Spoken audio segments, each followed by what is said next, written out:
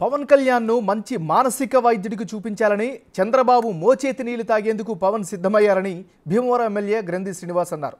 పోలవరం, విశాఖ ఉక్కు ఫ్యాక్టరీ ప్రత్యేక హోదా కోసం పొత్తులు పెట్టుకున్నామంటే ప్రజలు సంతోషించేవారని ఎద్దేవా చేశారు. తనపై ఒక్క కేసు లేదన్న శ్రీనివాస్ పవన్ తనని తరిమి కొట్టాలనడం ఆశ్చర్యంగా ఉందని చెప్పారు.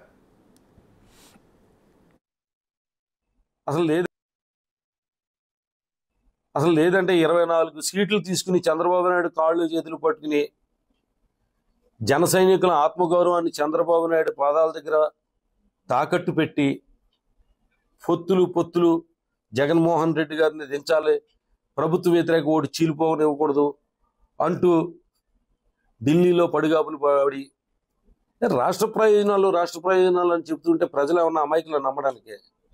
అరే, పోలవరం ప్రాజెక్టు గురించి కానీ, లేదా విశాఖ ఉక్కు గురించి కానీ, లేదంటే రాష్ట్రం ప్రత్యేక హోదా గురించి కానీ నువ్వు పొత్తులు పెట్టుకుంటున్నానని చెప్పుంటే కనుక ఆంధ్రప్రదేశ్ ప్రజలందరూ కూడా సంతోషించేవారు. మీ ఏదైతే జనసేన పార్టీకి సంబంధించిన కార్యకర్తలు వాళ్ళు కూడా గర్వంగా మా నాయకుడు ఈ రాష్ట్ర ప్రయోజనాల కోసం, ప్రత్యేక హోదా కోసం, లేదా పోలవరం ప్రాజెక్టు కోసం, లేదా విశాఖ ఉక్కు కోసం అరే పోరాడుతున్నాడు, పొత్తులు పెట్టుకుంటున్నాడు అని చెప్పుకునేవారు వాళ్ళు. కనీసం జన సైనికులకి అవకాశం కూడా ఇవ్వడం వల్ల నిన్ను ముఖ్యమంత్రిగా చూడాలని కోరుకున్న జన సైనికులందరినీ కూడా ఏ రకంగా మాట్లాడే వాళ్ళందరినీ ఒక బూత్ కన్వీనర్ లేడు, మనం 10 మందికి భోజనాలు పెట్టలేం, మనది అసలు మన పార్టీ అయినా మందే, అసలు నన్ను గెలిపించలేదు మీరు అని వాళ్ళ మీద నిందలు మోపుతూ నువ్వు ఓడిపోవడానికి వాళ్ళే కారణం అన్నట్టుగా నాకు ఓట్లు వేయలేదు మీరు అని చెప్పి నా పార్టీలో నాకు సలహాలు ఇవ్వద్దు, సూచనలు ఇవ్వద్దు, ఉంటే ఉండండి పోతే పొండి అని ఈ రకంగా నీ పార్టీకి సంబంధించిన నీ అభిమానుల్ని జన సైనికుల్ని కూడా అవమానించే ధోరణిగా మాట్లాడటం రాజకీయాల్లో ఇటువంటి వింత పోకడలు ఎక్కడ కూడా చూడాల.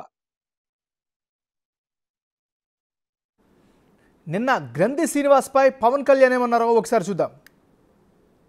ఎమ్మెల్సీ అనంతబాబు చేసిన మన మీదేమో ఇక్కడ పులపర్తి ఆంజనేయులు గారి మీద కానీ ప్రతి ఒక్కళ్ళ చాలామంది మీద ఎస్సీ ఎస్టీ ఫాల్స్ అట్రాసిటీ కేసులు పెడతా ఉంటారు.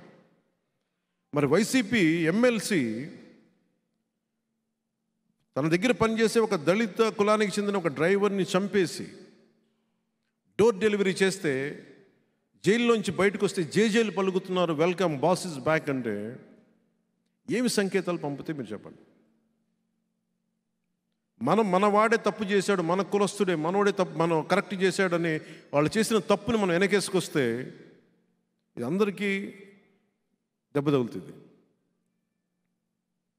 భీమవరం కూడా నేను కోరుకుంటుంది, ఇప్పుడు దాకా నేను నోరెత్తలేదు, ఇప్పుడు ఎత్తుతున్నాను. గ్రంథి శ్రీనివాస్ని అక్కడి నుంచి తరివేయాలి. ఒక వీధి రౌడీని ఎమ్మెల్యే చేస్తే ఏ స్థాయికి వచ్చిందో ఈ రోజున భీమవరం చిన్న నిమ్మకాయ సోడా అమ్ముకునే వ్యక్తులను కూడా బెదిరించే స్థాయికి వెళ్ళిపోయింది.